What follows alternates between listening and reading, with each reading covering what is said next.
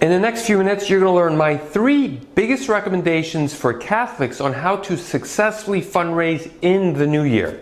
Hi, I'm Brice Sokolowski, the founder of CatholicFundraiser.net, a website that is completely dedicated to helping Catholics just like you with their fundraising. Whether you're starting out, you're already a very successful fundraiser, you're looking for new ideas, you are in the right spot.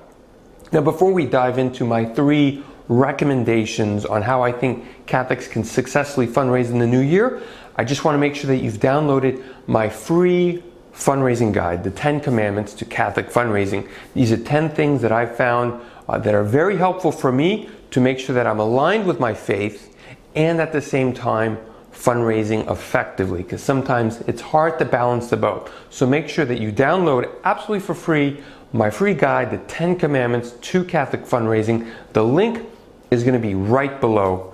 So that's it. Okay, where do I see fundraising in the new year? It's a new year, new opportunities. What can you do to successfully fundraise? And the way that I structure these 3 tips is based off of the 3 things that I think every Catholic should be doing when they're fundraising. And that's getting attention, building trust, and obviously asking. I've got my notes in front of me, so I'm going to be referring to them. But these are the 3 things that I think Catholics should be really focused on. You focus on these 3 buckets: attention, trust, and asking. You're going to be very, very successful with your fundraising. So, what do I mean within each of these buckets? Let's take bucket number 1, attention. By attention, I mean if people aren't knowing who you are, learning about who you are, it's very hard to ask them for a donation. And that's what a lot of Catholic organizations do, is they meet somebody or they go to an event or they do something and they immediately ask. Well, usually it's what they would call a cold audience, or it's people who don't know who you are. So you want to back up a little bit and you want to spend time to make sure that people know who you are and know what your apostolate, know what your mission is, and that's getting attention. And one of the easiest ways of getting attention is just being out there on the internet. It's one of the great benefits, I think, of the internet is people can find you just on their own time. And one of the easiest ways that I think you can do that is through advertising. Advertising is something that I think every Catholic who is serious about their fundraising should look into. There are things called the Google Grant. If you get my 10 Commandments guide, you'll be connected with me, and I'll show you a little bit more about what Google Grant is if you get connected with me. But for this video, this podcast, I'm just going to be explaining that the Google Grant is really a grant by Google to provide you $10,000 of advertising credit. So it's not $10,000 cash, but it's almost more valuable, if not, I would say more valuable, this Google Grant. It's $10,000 that you can spend every month indefinitely, no strings attached.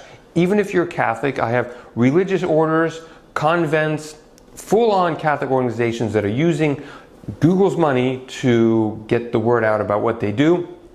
So I think you should be looking at that for building attention. I think you should be looking at Facebook ads for getting attention. You can get video views for about a penny. You can get clicks for just a dime. It's really inexpensive just to get the word out there. And you have something called Catholic AdNet as well.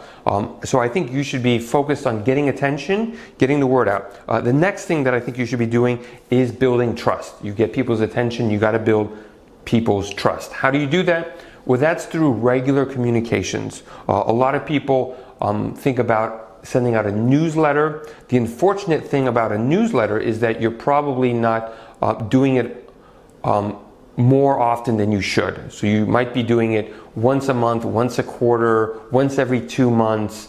You've got to be communicating with people more than once a month, more than once every 2 weeks. You might think that you don't want to bother people, but at the same time, if somebody does become a donor, they want to know what you're doing. So you want to prep that relationship before somebody donates. So you do want to be spreading the word out about what you're doing and get people excited, even though they might not be donating. So you want to be sending out regular communications on what you're doing, and that's going to be building trust. Email is a great way of doing that, which for the most part can be completely free. So that's free. The Google grant is completely free. So I'm suggesting things that are completely free for you to do. You don't need a lot of money to be fundraising. You can do it absolutely for free. The third thing that I think you should be doing is you should be asking more than you are.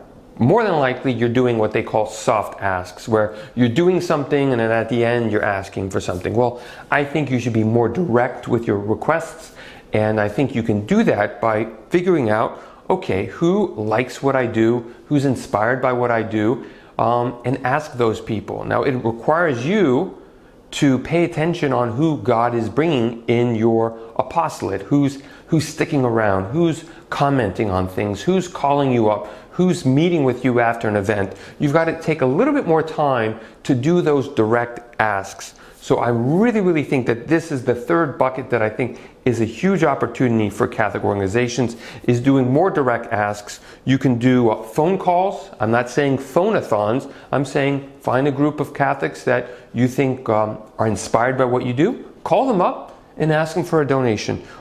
Meet with people in person. Ask them in person for a donation. I meet many Catholic organizations. They have a wonderful person who has made mention that they'd love to donate, and the apostolate knows that this person has the money, but yet when they're seated down at a dinner or at an event, one-on-one with them, or a lunch, and that person's paying, the apostolate still has difficulty asking for a donation. Well, you just have to get the courage and ask for a donation. So these are my three recommendations for fundraising in the new year: getting people's attention, getting people's trust, and doing those direct asks. I hope this has been helpful. Leave a comment, share this with somebody that you think would benefit from it. God love you, and I look forward to an exciting and wonderful year for Catholic apostolates. God bless.